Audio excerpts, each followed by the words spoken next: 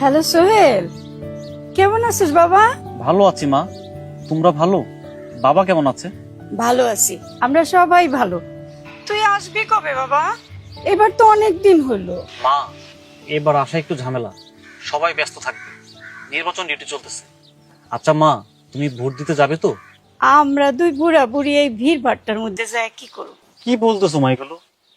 আমি সারাদিন কষ্ট করে যাচ্ছি, আমাদের পুরো সেনাবাহিনী দিন রাত কাজ করতেছে যেন ভালো একটা নির্বাচন হয়, সবাই ভোট দিতে পারে। আর তোমরা আমার বাবা মা হয়ে ভোট দিবে না? এটা হবে না। অবশ্যই যাবে তোমরা, তোমাদের কোনো সমস্যা হবে না, সবাই ভোট দিবে। আচ্ছা বাবা, আচ্ছা যাবো।